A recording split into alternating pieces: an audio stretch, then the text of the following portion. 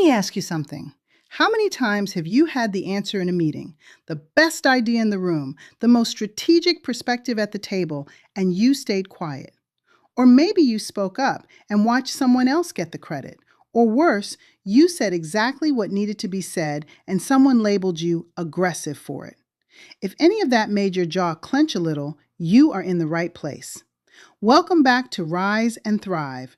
I am Shay Blackmon, leadership strategist, fractional HR executive, and author of Rise and Thrive, a Black woman's blueprint for leadership excellence. This series is our Wednesday space. This is for us, and today we are diving deep into Chapter 5 of the book, Mastering Executive Communication.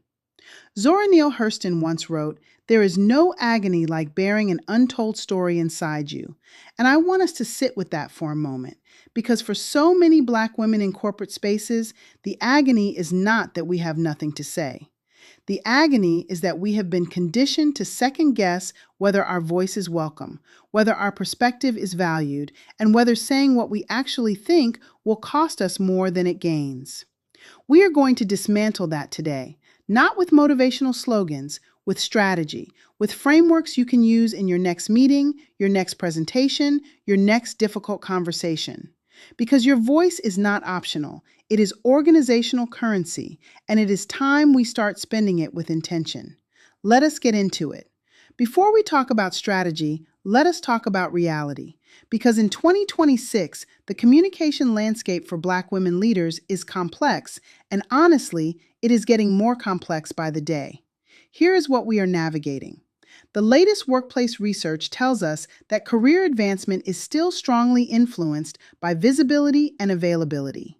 Translation: it does not matter how good your work is if nobody sees you doing it or hears you talking about it. And for Black women, who are already the most likely to be the only person who looks like them in the room, visibility is not just a career strategy, it is a survival skill. But here is where it gets tricky. The same research shows that only about 1 in 5 entry-level women receive encouragement from their managers to develop AI and technology skills compared to about 1 in 3 men. That gap matters because in a workplace that is rapidly digitizing, the women who are not given those development nudges fall further behind. And when you layer race on top of gender, the gap widens. Meanwhile, sponsorship remains the #1 differentiator for advancement into senior leadership. Not mentorship, sponsorship. And what does sponsorship require? Communication. Strategic, intentional, clear communication about who you are, what you bring, and where you are headed. Nobody sponsors a secret. You have to be heard before you can be elevated. And let us be honest about something else.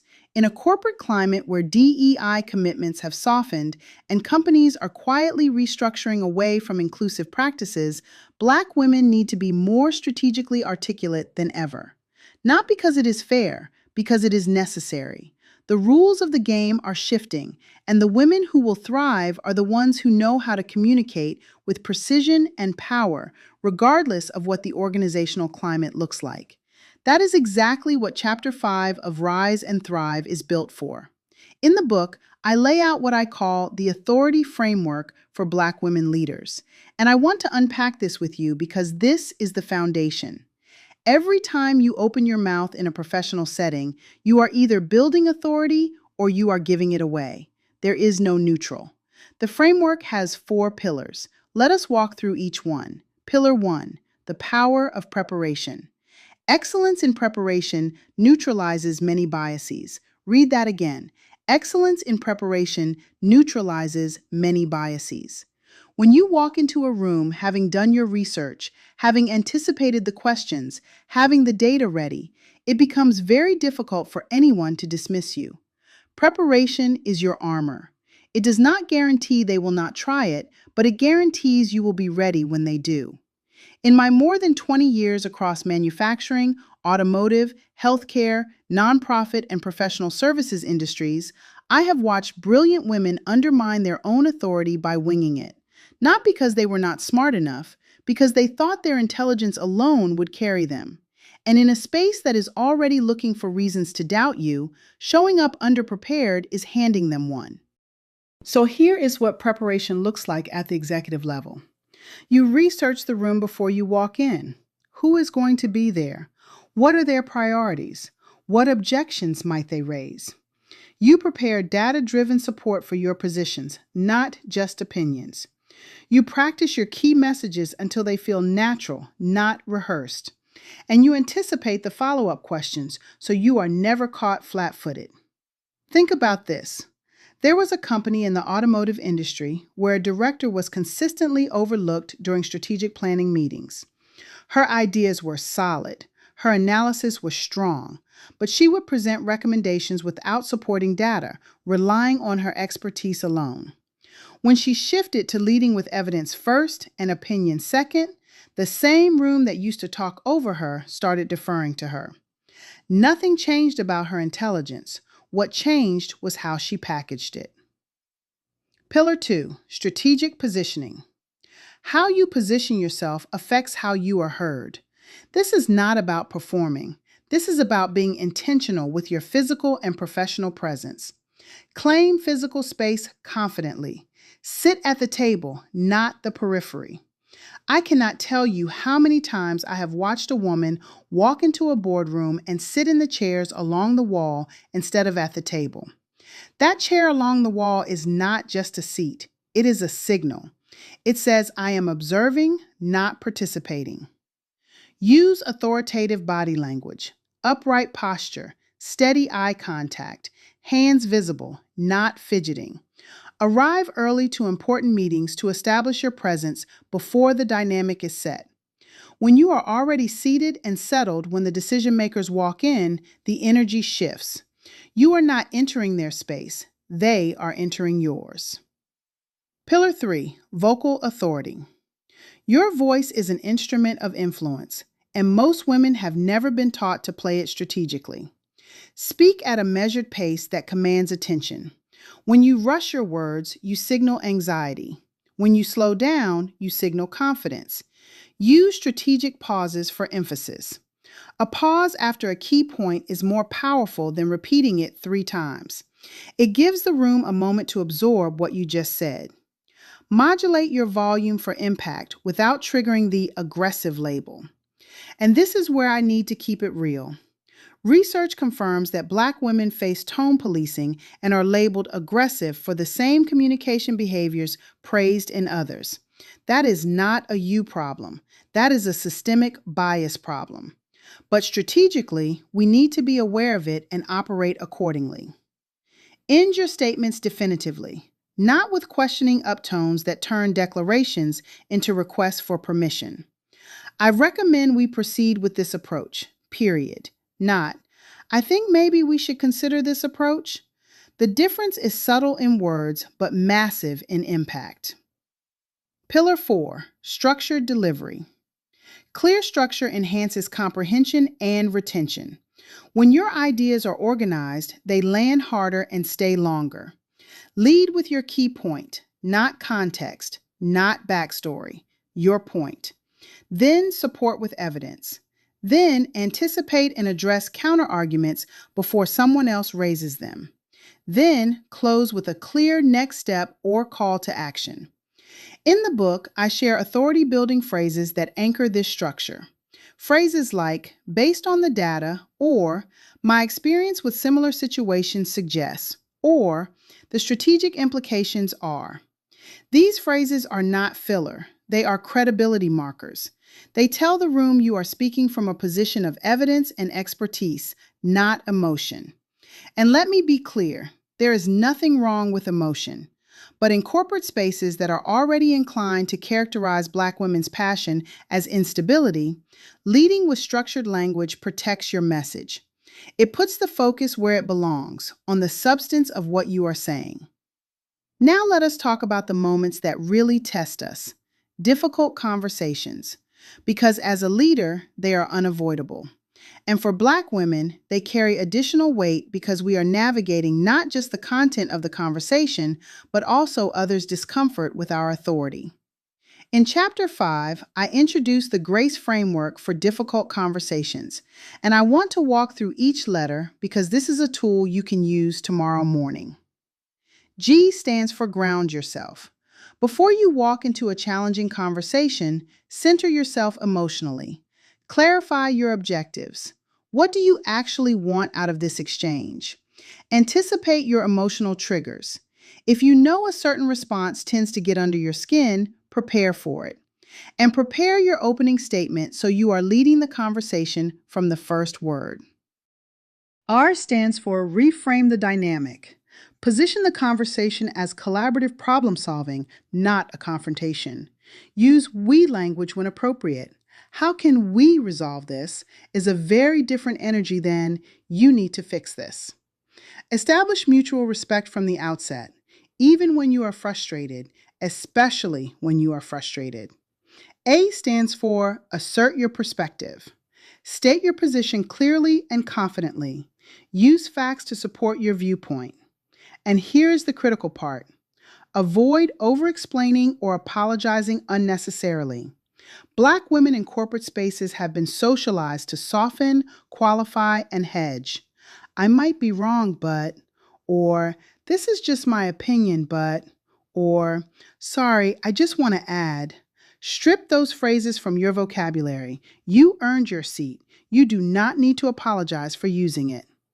C stands for control the narrative. Stay focused on the issue, not personalities. If someone makes it personal, redirect to professional matters. Use strategic questions to guide the discussion. What outcome are we trying to achieve here is a powerful redirection tool. And maintain composure regardless of how the other person is behaving. Your composure is not weakness, it is strategy. E stands for end with clarity. Summarize the key points and agreements before you leave the room. Establish clear next steps and follow up in writing. Always follow up in writing. Because documentation is not just good practice. For Black women navigating corporate spaces, it is protection. Let me give you an example of grace in action. There was a healthcare organization where a senior leader was being consistently undermined in cross-functional meetings by a peer who would interrupt her, redirect conversations away from her recommendations, and take credit for her ideas. Instead of escalating emotionally or avoiding the conflict, she used the GRACE framework.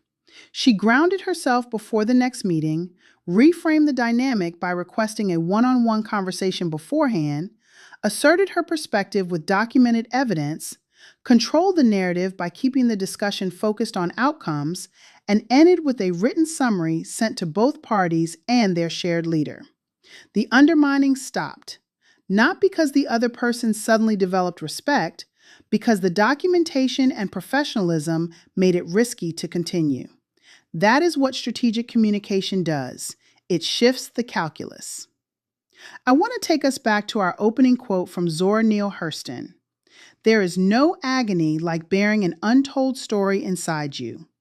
Now, Hurston was not just making a poetic observation. She was living it. Zora Neale Hurston was a novelist, folklorist, and anthropologist during the Harlem Renaissance. She wrote some of the most important works in American literature, including Their Eyes Were Watching God. But here's what many people do not know about Hurston. She was brilliant, she was bold, and the literary establishment of her time did not know what to do with her. Her contemporaries, including some of the most prominent Black male writers of the era, criticized her for writing in Black Southern dialect. They said it was unsophisticated. They said it reinforced stereotypes. But Hurston understood something they did not. She understood that authenticity in communication is its own authority. She refused to write in a voice that was not hers.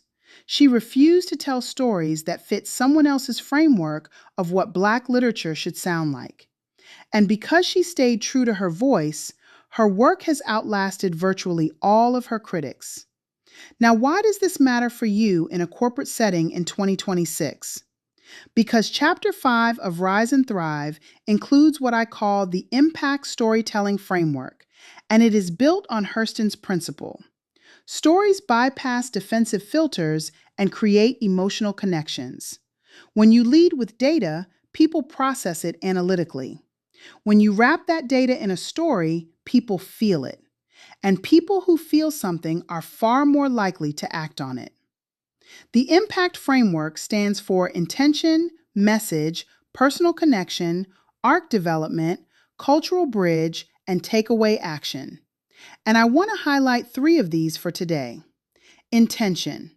Before you tell a story in a professional setting, you need to know why you are telling it. What change do you want to create? What emotion do you want to evoke? A story without intention is just an anecdote. A story with intention is a leadership tool.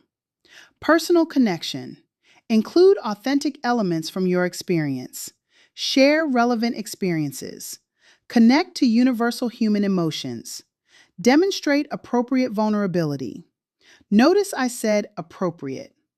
Vulnerability in leadership does not mean oversharing. It means being honest about the human dimensions of the work in a way that builds trust. And takeaway action. Every story you tell should end with a clear connection to what you want your audience to do next.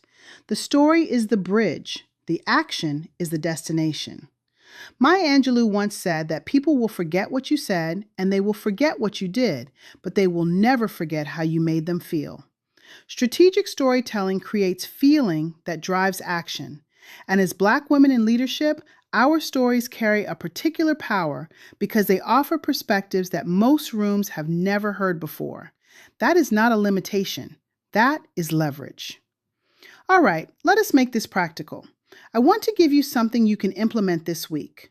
I call this the 72-hour communication challenge, and it is designed to help you start applying the authority framework and the grace framework immediately.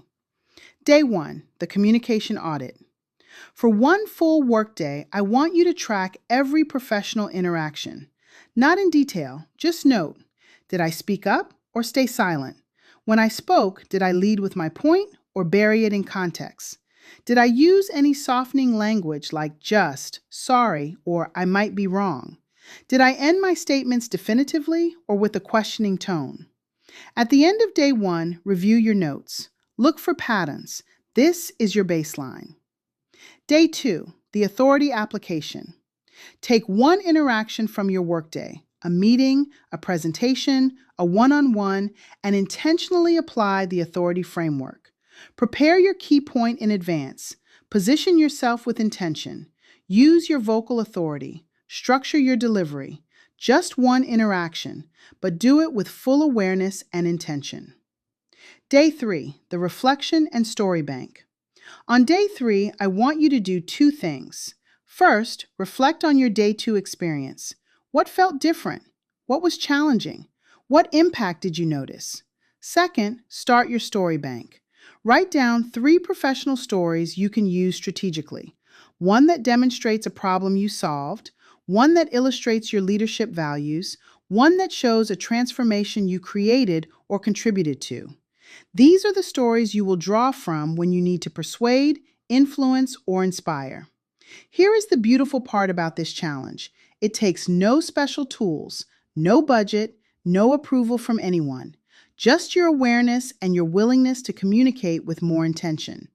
And once you start paying attention to how you show up vocally and verbally in professional spaces, you cannot unsee it. That awareness becomes a permanent upgrade to your leadership operating system. Before we wrap the main content, I want to address something that comes up almost every time I talk about executive communication with Black women. And the question is always some version of, does mastering executive communication mean I have to code switch my way into someone else's voice? The answer is no. And I want to borrow from another brilliant Black woman writer to explain why. Bell Hooks, the legendary author, scholar, and cultural critic, once wrote that language is also a place of struggle. And she was absolutely right. For Black women, language has been a site of both oppression and liberation.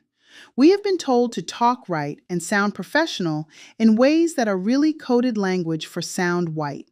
And that pressure creates a real tension between adapting and abandoning ourselves.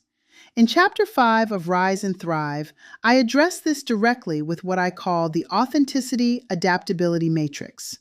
The goal is not code switching. The goal is strategic flexibility. There is a difference. Code switching says, I have to become someone else to be accepted. Strategic flexibility says, I can adapt my approach while maintaining my values. I can speak different languages without losing my voice. I can meet others where they are without abandoning where I stand. And here are your authenticity checkpoints that I want you to run before any high stakes communication. Ask yourself, does this adaptation align with my values? Am I expanding my skills or diminishing myself? Will this approach advance my goals? Can I sustain this long term? Does this serve my authentic purpose? If any of those answers is no, you are not adapting. You are abandoning. And no career advancement is worth the cost of losing yourself to get it. This is where the high value leadership framework and executive communication intersect. Authentic connection, one of the 5 pillars of high value leadership, requires that we bring our genuine selves to our professional relationships. Communication that is strategic and authentic is not a contradiction. It is the highest form of leadership excellence. So, let us bring it all together. Today we covered the authority framework and its 4 pillars of preparation, positioning, vocal authority, and structured delivery. We walked through the GRACE framework for navigating difficult conversations. We explored the power of strategic storytelling through the lens of Zora Neale Hurston, a woman who refused to abandon her voice and changed American literature because of it. We talked about the authenticity adaptability matrix and why strategic flexibility is not code switching. And I gave you the 72-hour communication challenge so you can start applying all of this immediately. Here's the bottom line, and I want you to hear this clearly. Your voice is not a liability, it is your leadership superpower. Every time you communicate with strategic excellence, you are not just advancing your career, you are changing perceptions, opening minds, and creating space for other Black women to be heard and valued. That is legacy work. As Audre Lorde reminds us, when we speak, we are afraid our words will not be heard or welcomed. But when we are silent, we are still afraid. So it is better to speak. It is better to speak, and it is even better to speak strategically. If today's episode resonated with you, I want you to do 3 things. First, try the 72-hour communication challenge and come back to tell me about it in the comments. Second, grab your copy of Rise and Thrive, a Black woman's blueprint for leadership excellence, because Chapter 5 goes even deeper into these frameworks, including exercises you can work through at your own pace. And third, download the free SHIELD Resilience Strategy Guide. The SHIELD framework, which stands for self-awareness, healthy coping, internal resources, external support, learning orientation, and daily practices, was built specifically to help Black women navigate professional challenges with confidence and grace. It is the perfect companion to everything we discussed today. Links for all of that are in the show notes below. And do not forget, my Unlock, Empower, Transform podcast drops every Tuesday and Thursday. That show focuses on high-value leadership for all leaders. But Wednesdays are ours. I am Shay Blackmon. Keep rising, keep thriving, and most importantly, keep telling your story. Nobody else can tell it like you. I will see you next Wednesday.